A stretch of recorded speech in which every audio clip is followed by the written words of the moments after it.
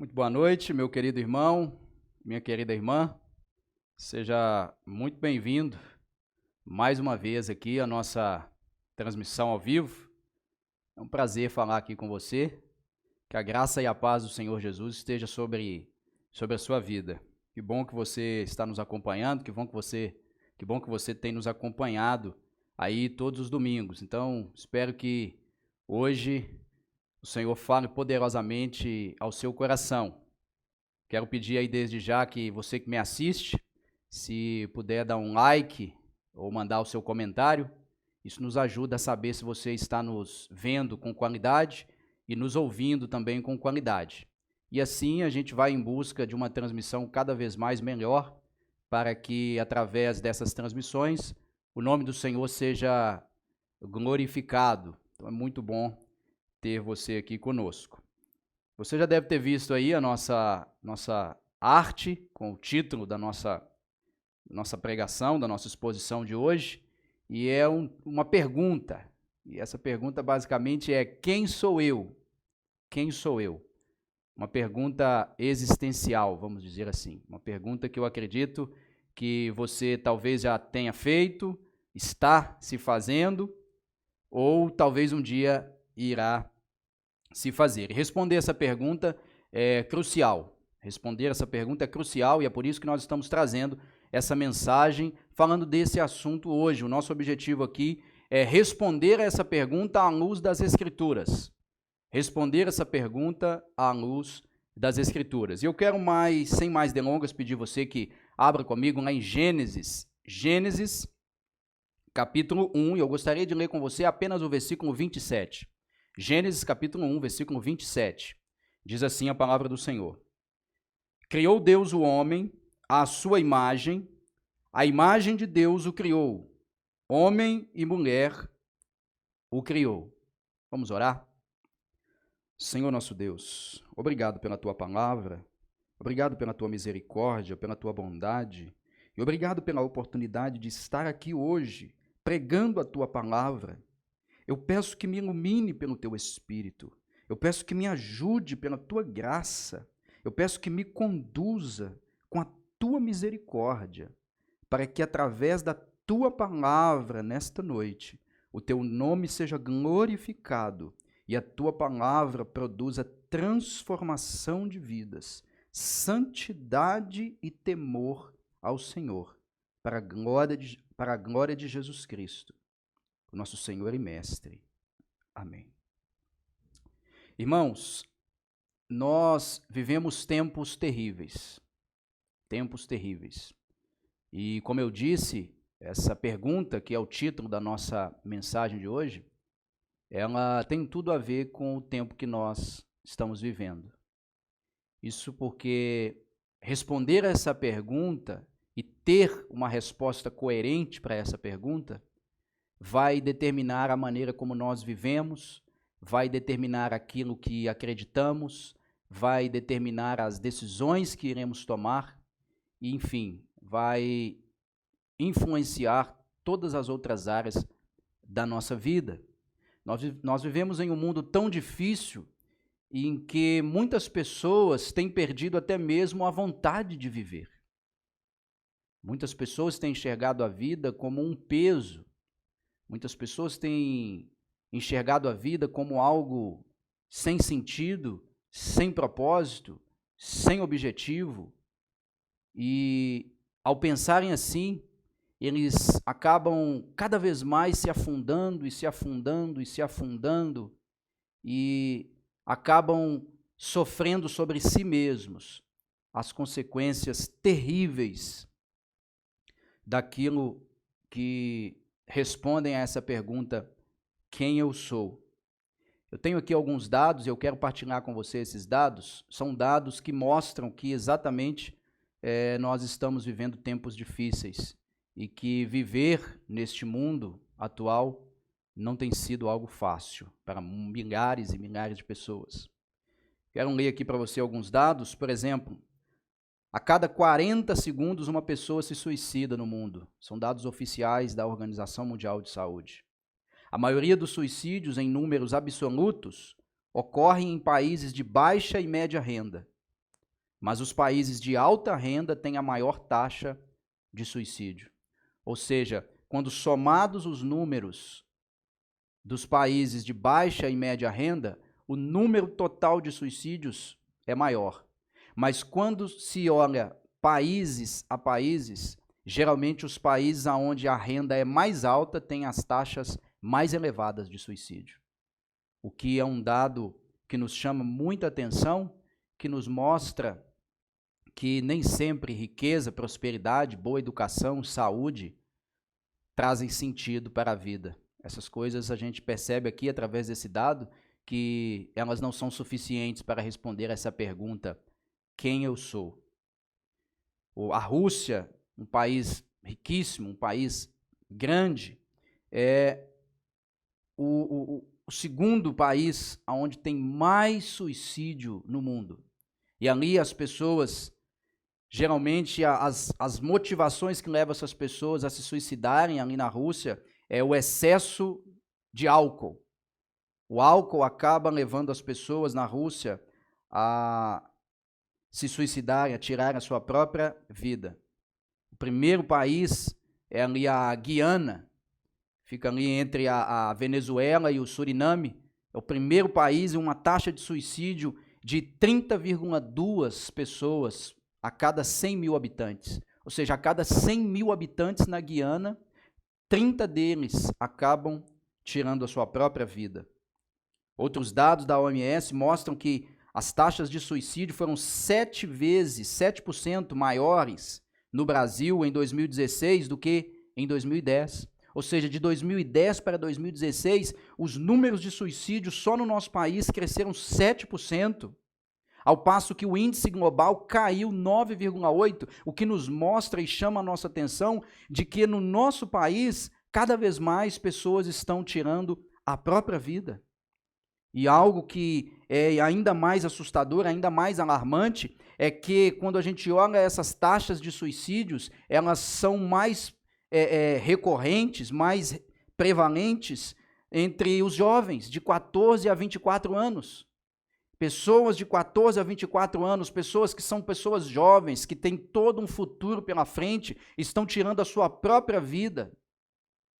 Porque, como eu disse, nós estamos vivendo em um local, em um mundo cada vez mais difícil de se viver. O suicídio entre os jovens só perde, a taxa de suicídio só perde para a taxa de mortos em acidentes rodoviários, que nós sabemos que matam milhares e milhares de pessoas. Então, os nossos jovens estão morrendo mais de suicídio do que de acidentes rodoviários. Eu pesquisava para fazer esse sermão e eu achei um site na internet chamado Diário de um Suicida. Parece, pelo que eu percebi, que é um blog aberto, e aí pessoas que estão com sentimentos suicidas, eles podem ir lá e escrever os seus sentimentos. E eu trouxe aqui um desses depoimentos que foi colocado ali, que diz assim: eu só quero morrer, mais nada. Estou cansada de sofrer, cansada de ser uma idiota, cansada de tentar fazer de tudo para perder peso e continuar na mesma.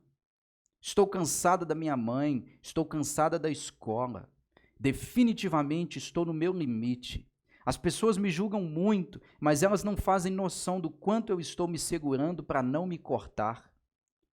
Essa uma semana que eu estou sem me cortar está me deixando louca. Isto está me deixando perturbada e a cada dia que passa eu penso mais em desistir.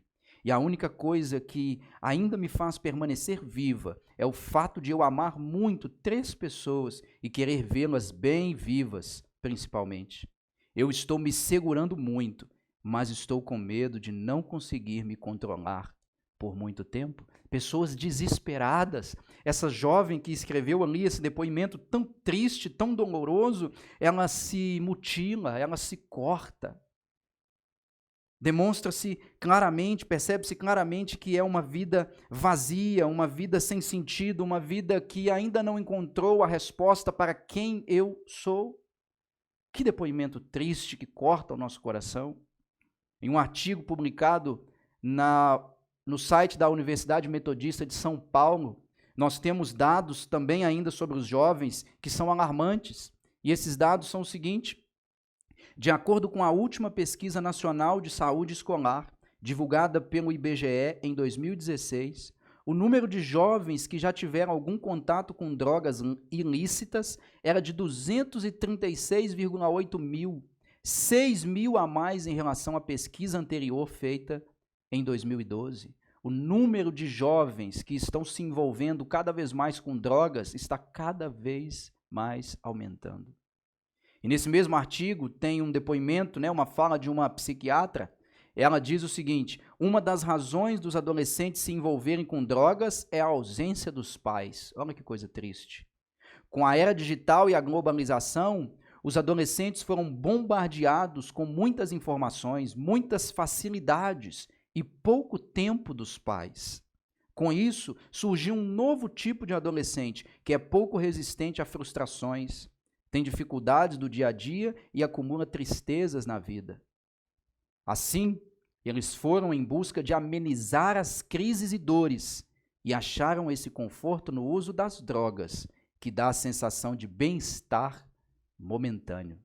Os nossos jovens estão buscando sentido para a sua existência, estão buscando carinho e afeto, estão buscando consolo, cada vez mais nas drogas.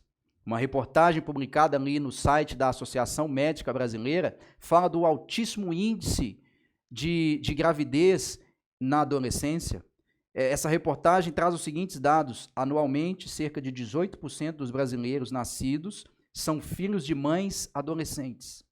São 400 mil casos por ano. No mundo, por ano, são aproximadamente 16 milhões de adolescentes de 15 a 19 anos. E 2 milhões de adolescentes menores de 15 anos. Globalmente, o risco de morte materna se duplica entre mães com menos de 15 anos em países de baixa e média renda.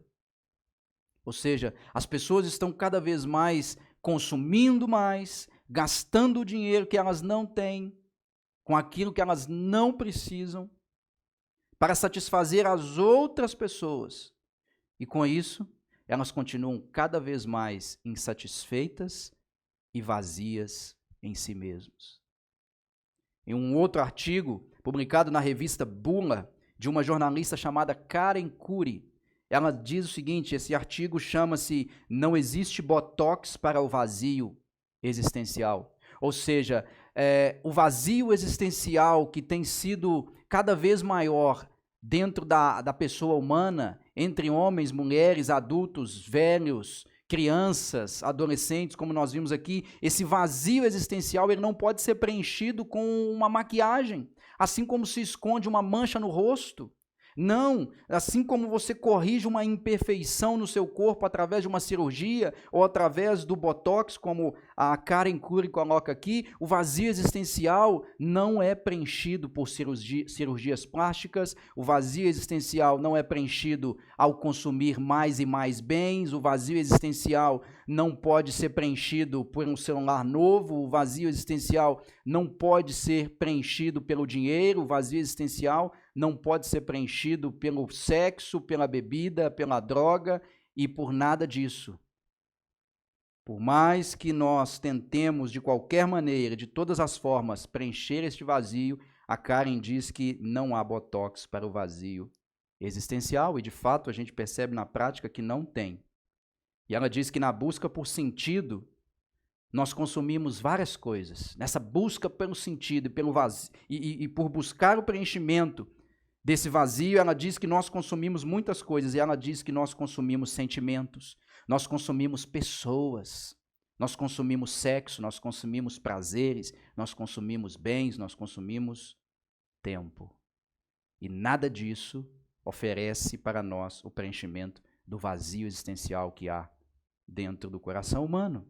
Mas quais seriam os motivos que fazem com que esses índices sejam tão assustadores? E pelo que nós percebemos, a tendência é que eles aumentem cada vez mais.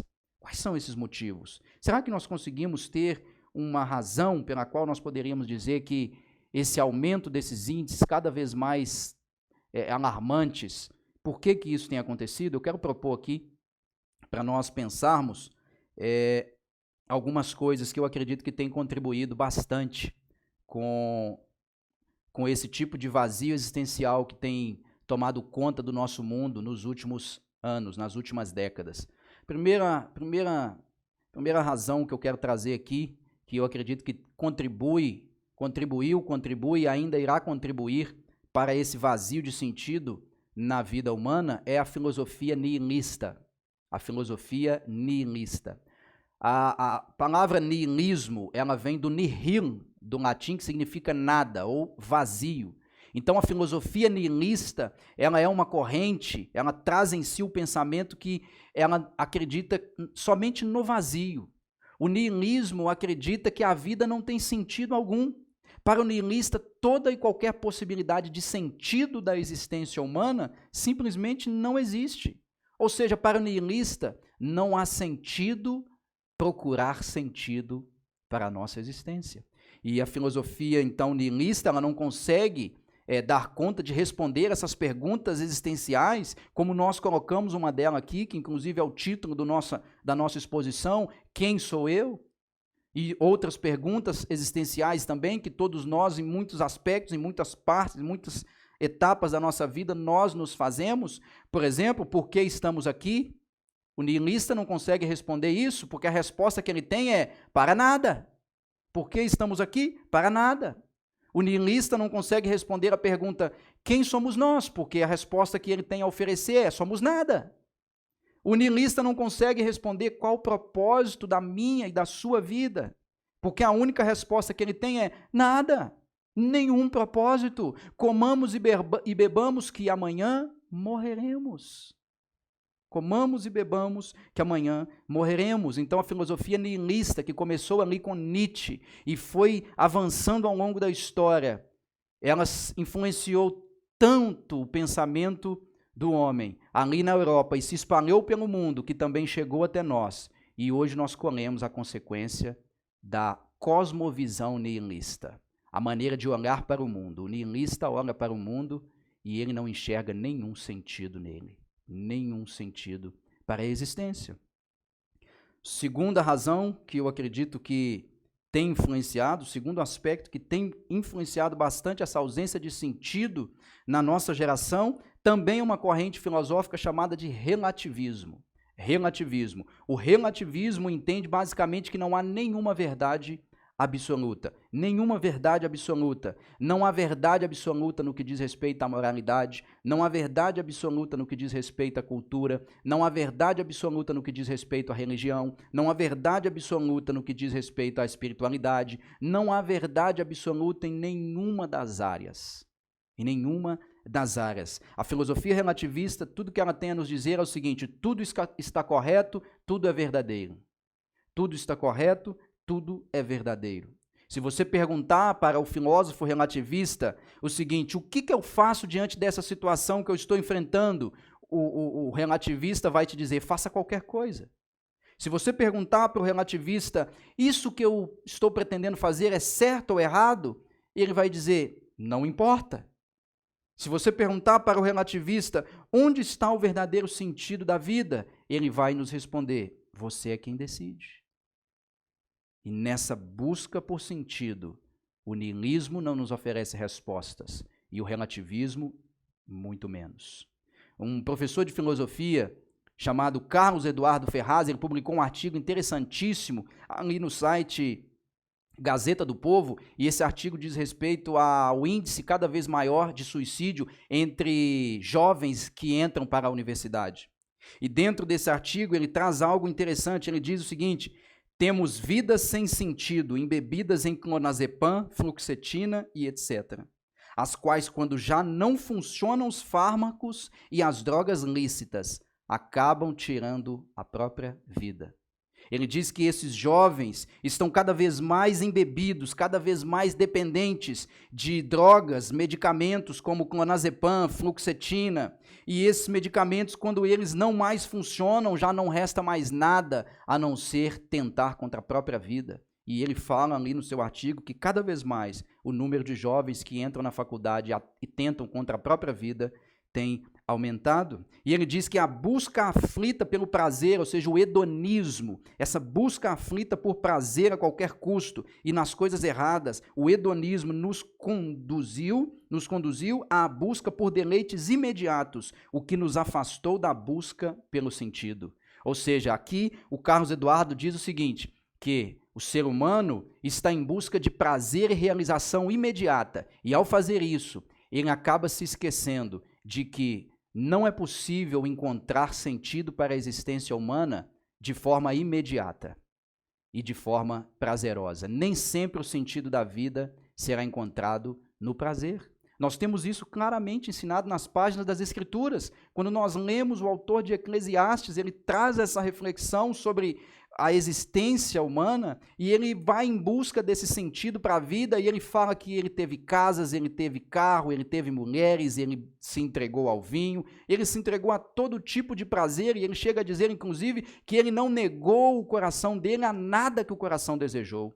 E a conclusão dele, depois de buscar prazeres e mais prazeres em todas as áreas, a única conclusão que ele chega é vaidade de vaidade, tudo é vaidade. Em outras palavras, vazio, vazio, vazio, nada tem sentido. Não encontrei a resposta para quem eu sou ali nos prazeres. Eu não encontrei. Então, é interessantíssimo como que nós vivemos em um mundo cada vez mais difícil de se viver. E é nítido que os números nos mostram que as pessoas não estão dando conta.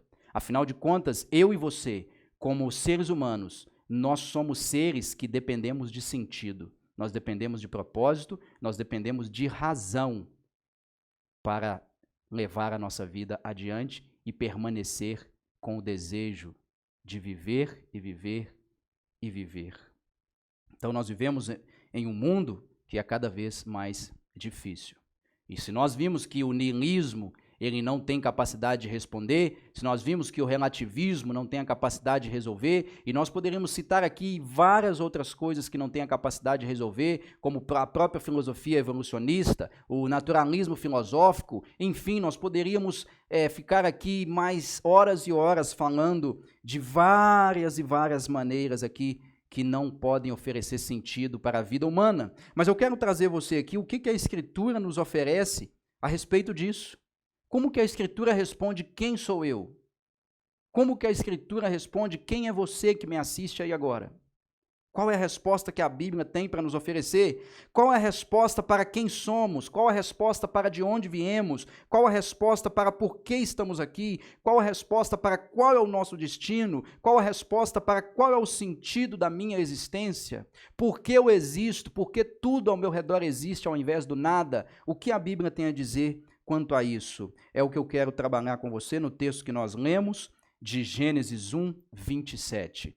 Gênesis 1, 27. A primeira resposta que a Bíblia dá para a pergunta quem sou eu é a seguinte, o começo do versículo, criou Deus o homem. Criou Deus o homem. A palavra homem aqui no hebraico é Adam. Adam, da onde seria melhor traduzido como humanidade. A palavra Adão, ela só vai aparecer como um nome próprio, o nome de um indivíduo, a partir de Gênesis capítulo 4. Gênesis capítulo 4. Aqui na narrativa da criação, de Gênesis 1 até Gênesis 3, várias vezes quando se refere-se a Adão, o uso da palavra Adão se refere à raça humana. Então a resposta para a Bíblia, quem sou eu? Aqui na primeira parte do versículo 27 de Gênesis que nós lemos, você e eu somos resultado da obra criadora de Deus. Você e eu somos resultado da obra criadora de Deus. Repare que ele usa aí, ele começa dizendo criou Deus, criou Deus. Essa palavra criou, esse verbo criar, no hebraico, bará, ele sempre aparece nas Escrituras como uma ação praticada pelo próprio Deus. Ou seja, criar nesse sentido que o texto de Gênesis nos traz aqui, é um ato exclusivo de Deus. Nenhum outro ser tem a capacidade de praticar bará. Nenhum outro ser tem a capacidade. Então isso aqui nos mostra quem sou eu e quem é você. Somos o resultado da ação, não apenas da ação de Deus, mas da ação direta do Criador. Eu e você somos resultados da ação direta de Deus, nosso Criador. Nós somos esse resultado. O salmista, no Salmo 139, versículo 14 e 16, ele parece reconhecer isso de forma grandiosa. E ele chega a agradecer a Deus por essa obra. Ele diz assim no versículo 14, graças te dou, visto que... Ora, por que ele dá graças a Deus? Visto porque de modo assombroso e maravilhoso me formaste. Senhor, eu te agradeço porque de modo assombroso e maravilhoso me formaste. As tuas mãos são admiráveis e a minha alma o sabe muito bem. Ele sabe, ele traz aqui dentro de si a convicção e a certeza. Parece que ele já achou resposta para a pergunta quem ele era, e ele sabe que a alma dele, ele diz que a alma dele sabia muito bem. E ele diz: os meus ossos não te foram encobertos, quando no oculto fui formado e entritecido como nas profundezas da terra. Os teus olhos, Senhor, me viram, a substância ainda não formada, e no teu livro foram escritos todos os meus dias, cada um deles escrito e determinado, quando nenhum deles havia ainda. Senhor, eu sou o resultado das obras maravilhosas, lindas e perfeitas das tuas mãos. Isso sou eu, Senhor. Quem sou eu? Obras maravilhosas, resultado das mãos e da obra maravilhosa do nosso Deus. É a perfeição do ser humano, a perfeição. Se nós olharmos para a perfeição do nosso corpo, nós vamos perceber que é impossível que isso aqui seja obra do acaso, é impossível que isso aqui, que eu e você, sejamos simplesmente resultado de um processo evolutivo de milhares de anos que chegou até o estado atual meramente por sorte, por uma evolução não guiada. O nosso corpo é muito perfeito, percebe-se claramente em nós mesmos que há uma mente inteligente por detrás do nosso próprio corpo, do funcionamento. Por exemplo, o cérebro humano possui uma capacidade de armazenamento de cerca de 2,5 petabytes, ou seja, 1 milhão de gigabytes. 1 milhão de gigabytes. O impulso nervoso no corpo humano pode chegar a 288 quilômetros por hora. O olho humano consegue distinguir cerca de 10 milhões de cores diferentes. O coração bate cerca de 4.800 vezes por hora, 115.200 batimentos por dia. Ele bombeia 280 litros de sangue em 1 hora, totalizando 7.200 litros diariamente. Nosso sistema circulatório é gigantesco. As artérias e veias que compõem nosso corpo medem cerca de 97 quilômetros, o suficiente para dar a volta à Terra 2,5 vezes. Tudo isso para garantir que cada pedacinho do seu corpo e do meu corpo receba oxigênio e nutrientes necessários de maneira mais eficiente possível e nós sejamos mantidos vivos. Você e eu fomos criados por um Deus com uma mente brilhante e poderosa. Quem sou eu? Sou uma criatura de Deus. Sou uma criatura de Deus. Segunda resposta que a Bíblia nos oferece, aqui nesse versículo, para essa pergunta, quem sou eu? Somos a imagem e semelhança de Deus. Está aí na parte B do versículo, ele diz, criou Deus o homem à sua imagem. E ele repete, a imagem de Deus o criou. Dependendo da tradução que você estiver utilizando, vai estar a sua imagem à sua semelhança. O que seria um paralelo aí, 2 palavras paralelas. Mas aqui nós entendemos o seguinte, que nós não apenas somos criados, somos criação de Deus, mas nós somos criados de uma forma especial. Nós somos criados de uma forma distinta dos demais animais e de uma forma distinta de outras criaturas que nós conhecemos. Nós fomos criados à imagem e semelhança de Deus. Você que me assiste foi criado à imagem e semelhança de Deus. Você traz diante de ti, você traz dentro de si, na sua face brilha a imagem e a semelhança de Deus. Um teólogo e apologeta e filósofo chamado Ravi Zacarias, uma das mentes mais brilhantes do cristianismo, que infelizmente veio falecer há dias atrás, ele responde de forma maravilhosa a seguinte pergunta: o que significa ser humano? O que significa ser ser humano? E ele responde o seguinte: ser um ser humano é ter sido criado à imagem e semelhança de Deus. Ser um ser humano é ter sido criado à imagem e semelhança de Deus. O que distingue você e eu dos demais animais? O que nos distingue de um pássaro, de um cachorro, de um cavalo, de um porco, de um boi ou de qualquer outro animal? A imagem e semelhança de Deus que habita em nós. Foi do propósito do Criador fazer com que eu e você fôssemos criados à imagem e semelhança dele. A imagem e semelhança dele. Isso significa que você e qualquer ser humano, criado à imagem e semelhança de Deus, traz em si uma dignidade que o próprio Deus te deu e deve ser respeitado, valorizado e tratado da melhor maneira possível, porque todas as vezes que você, como ser humano, é violado, todas as vezes que eu, como ser humano, sou violado, ali é violada a imagem e a semelhança do Criador em nós. O que significa ser criado à imagem e semelhança de Deus? Os estudiosos dizem várias coisas, mas eu quero trazer aqui algumas. Primeiro, ser criado à imagem e semelhança de Deus significa receber da parte de Deus governo e domínio e ser o representante do próprio Criador aqui nessa terra sobre a criação.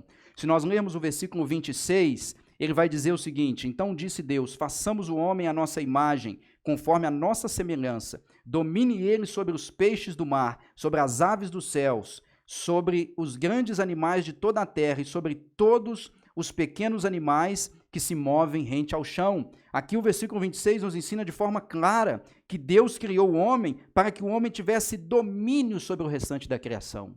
Então ele, o homem criado, a raça humana criada à imagem e semelhança de Deus, foi criada para ser o representante de Deus e dominar e governar sobre a própria criação.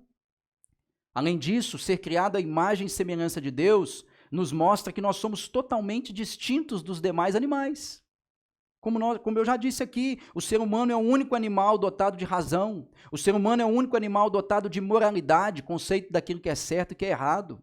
O ser humano é o único animal dotado de emoções. O ser humano é o único animal dotado de linguagem. O ser humano é o único animal dotado da capacidade de criar. Nós vemos artes, músicas, composições, pinturas, esculturas, coisas mais lindas que o ser humano consegue fazer. De onde vem isso? De onde vem essa capacidade criadora? Porque o ser humano traz em si a imagem e a semelhança de Deus.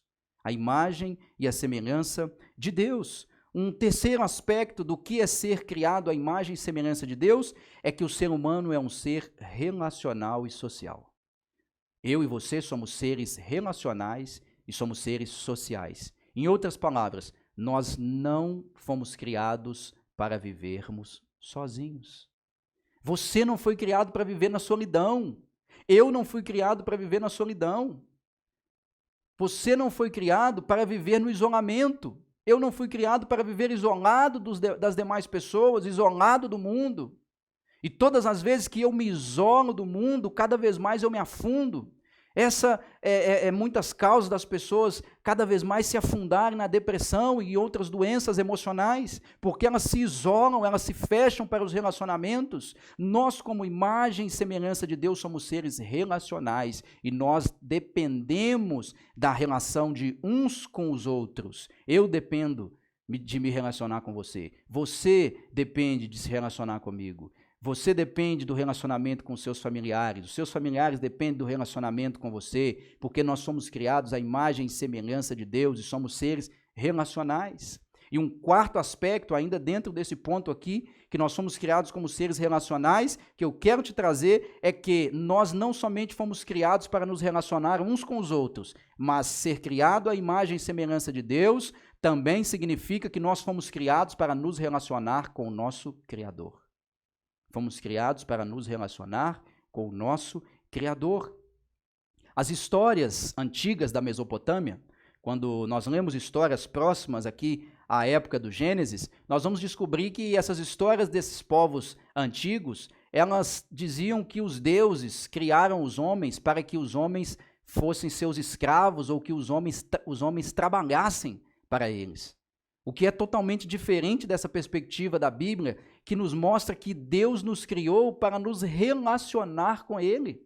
Aliás, o próprio Senhor Jesus Cristo nos ensina que vida eterna é entrar em um relacionamento de intimidade com Deus. Ele mesmo nos disse: a vida eterna é esta, que conheçam a Ti. E a palavra conhecimento nas Escrituras, em muitas passagens, de acordo com o contexto, ela significa relacionamento íntimo. E nós poderíamos sim dizer que o Senhor Jesus nos ensinou que vida eterna é entrar num relacionamento de intimidade com o nosso Criador.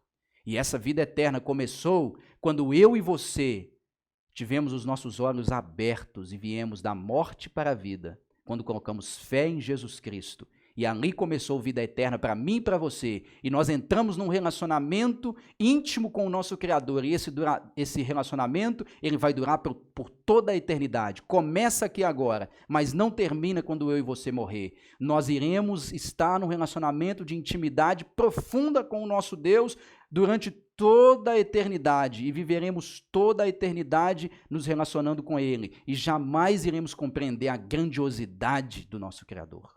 Jamais iremos compreender a grandiosidade do nosso Criador. O terceiro aspecto que eu quero destacar aqui, que esse texto nos mostra e nos ensina, que eu acho que é extremamente relevante. Quem sou eu? Nós já vimos aqui que nós somos criaturas de Deus. Nós vimos aqui que não apenas somos criaturas de Deus, mas somos criaturas especiais, porque fomos criados à imagem e semelhança de Deus. Mas eu quero... finalzinho aqui do versículo 27, ele diz: homem e mulher os criou. Homem e mulher os criou. E ele diz aqui algo fantástico, eu quero chamar a atenção para isso, porque nós percebemos que esse ensino aqui, ele parece que foi esquecido. Ambos os sexos, tanto homem quanto mulher, aqui ele usa homem e mulher agora no sentido de masculino e feminino, e não no sentido de humanidade, como nós falamos ali a primeira vez que ele usa homem. E aqui ele tem homem e mulher os criou, ou seja, ambos os sexos foram criados à imagem e semelhança de Deus. Todos têm o mesmo valor, todos têm a mesma dignidade. Ou seja, mulher, você mulher que me assiste aí, você não é em nada inferior ao homem. Você não é em nada inferior a mim. Você não é menos digna do que eu. Você não é menos capaz do que eu. As Escrituras nos dizem claramente que o Senhor criou homem e mulher à sua imagem e à sua semelhança. Que tristeza quando nós perdemos isso, meu irmão. Que tristeza quando nós deixamos de entender que tanto homem quanto mulheres foram criados à imagem de Deus. Que tristeza em uma sociedade quando nós deixamos isso de lado, uma sociedade que esquece, que viola, que vira as costas para o seu Criador. Logo ela vai esquecer também que ela foi criada à imagem e semelhança do seu Criador e, portanto, ela vai passar a violar cada vez mais e cada vez mais e cada vez mais a imagem e semelhança que há nela mesma e que há no outro. Nós vemos aí, por exemplo, dados alarmantes de como que cresce o número de violência contra as mulheres. Eu trouxe aqui um dado publicado ali no site da BBC que diz que nos últimos 12 meses, 1,6 milhões de mulheres foram espancadas ou sofreram tentativas de estrangulamento no Brasil, enquanto 22 milhões de brasileiras passaram por algum tipo de assédio sexual. Ou seja, em um mundo onde não há espaço para o Criador, também não há espaço para a imagem e semelhança dele. E o resultado é que a violação da dignidade humana se torna cada vez maior e cada vez mais normal. Infelizmente, cada vez mais normal. Estava lendo aí na pesquisa desse esboço o desabafo de uma ex-prostituta, e ela diz algo que é de cortar o nosso coração. Ela diz o seguinte, que quando as pessoas trabalham, geralmente elas oferecem um serviço ou um produto, mas na prostituição, geralmente ela mesma era o produto. Que coisa triste. Uma sociedade que faz de pessoas que foram criadas à imagem e semelhança de Deus meros objetos para satisfazer os próprios prazeres.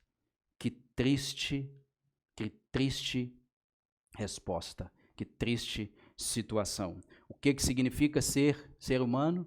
Significa ter sido criado à imagem e semelhança de Deus. Quem sou eu? Quem é você? Você é criado à imagem e semelhança de Deus, e aí você encontra valor, é aí que você encontra sentido. Nessa afirmação que nós lemos em Gênesis 1:27, é que nós achamos respostas para as perguntas mais profundas da nossa alma.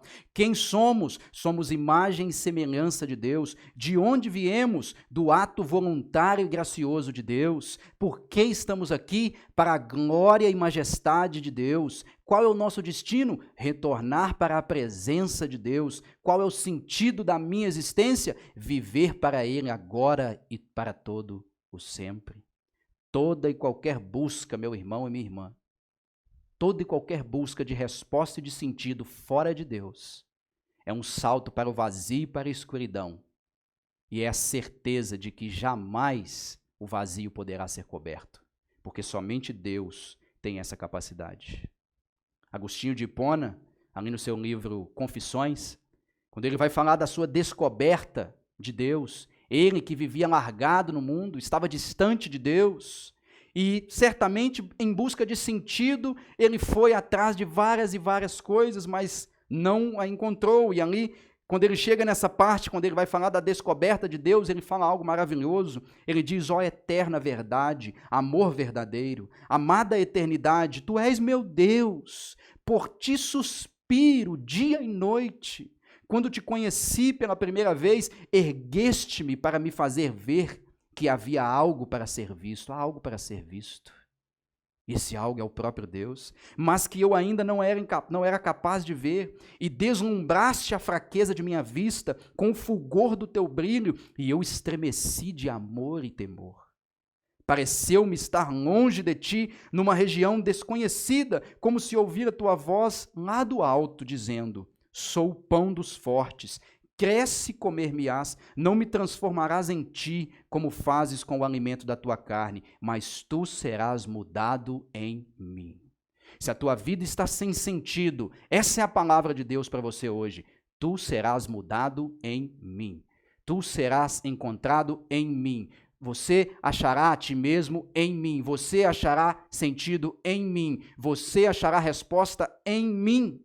Como disse Dostoiévski, também um filósofo cristão antigo, Dostoiévski, no homem existe um vazio que é do tamanho de Deus. No homem existe um vazio que é do tamanho de Deus. Se você está aí me assistindo e você é uma dessas pessoas que não encontrou sentido para a tua existência, que ainda não encontrou em todo lugar que você foi, seja na droga, seja no álcool, seja no sexo, seja no prazer, seja na violência, enfim, seja no dinheiro, seja no consumismo, em tudo que você já tentou, você não achou sentido, saiba que o único lugar que você vai achar sentido é em Deus, porque Ele criou você e Ele te criou à imagem e semelhança dEle, e em você há um vazio que é do tamanho exato do próprio Deus, do tamanho exato do próprio Deus. E se você é essa pessoa, eu quero encerrar te lendo para você os seguintes textos das Escrituras. Primeiro texto, Isaías 55, versículo 1 e 3, onde o Senhor convida você a vir até Ele de uma forma maravilhosa. O Senhor nos convida dizendo o seguinte: todos vós, os que tendes sede, vinde às águas, e vós os que não tendes dinheiro, vinde, comprai e comei. Sim, vinde e comprai sem dinheiro e sem preço, vinho e leite. Por que gastais o dinheiro naquilo que não é pão e o vosso suor naquilo que não satisfaz? Por que investir a sua vida naquilo que jamais poderá preencher o seu vazio? E ele diz: ouve-me atentamente, comei o que é bom e vos deleitareis com finos manjares. Inclinai os ouvidos e vinde a mim. Ouvi e a vossa alma viverá, porque convosco farei uma aliança perpétua, que consiste nas fiéis misericórdias prometidas a Davi. Vinde, essa é a palavra do Senhor para você nessa noite. Vinde, encontrai sentido em mim. Vinde, encontrai plenitude em mim. Vinde, encontrai preenchimento para a sua existência em mim. O próprio Senhor Jesus, e é nele que nós encontramos esse sentido. É ele que Deus pega e coloca dentro do nosso coração e preenche esse vazio. Ele mesmo disse: se alguém tem sede, vem a mim e beba. Você está por sede de existência, você está com sede para sentido na sua vida. Jesus diz para você nessa noite: se alguém tem sede, venha e beba. A mulher samaritana, ele disse isso mesmo, e ele diz o seguinte: quem quer que beba desta água tornará a ter sede. Em outras palavras, quem quer que busque sentido em outras coisas, jamais achará. Quem quer que busque satisfação bebendo de outras águas, jamais será satisfeito. Mas ele diz o seguinte: aquele, porém, que beber da água que eu lhe der, nunca mais terá sede. Pelo contrário, a água que eu lhe der será nele uma fonte a jorrar para a vida eterna. Essa é a palavra de Jesus para você nessa noite. Vinde, vinde, bebei, de graça, vinde, comei, de graça, não paga nada, é graça, é graça, é graça, vinde. Você que está cansado de perambular por aí, você que já buscou respostas para a pergunta, quem sou eu? Você que já cansou, está sobrecarregado, está cansado de carregar esse fardo dessa ausência de sentido, a palavra de Jesus é: vinde a mim todos os que estáis cansados e sobrecarregados, e eu vos aliviarei. Tomai sobre vós o meu jugo, e aprendei de mim, porque sou manso e humilde de coração, e achareis descanso para a vossa alma. Esta é a palavra de Jesus para você. Quem é você? Quem sou eu? Somos seres criados à imagem e semelhança de Deus, e aí está o propósito e o sentido de toda a nossa existência.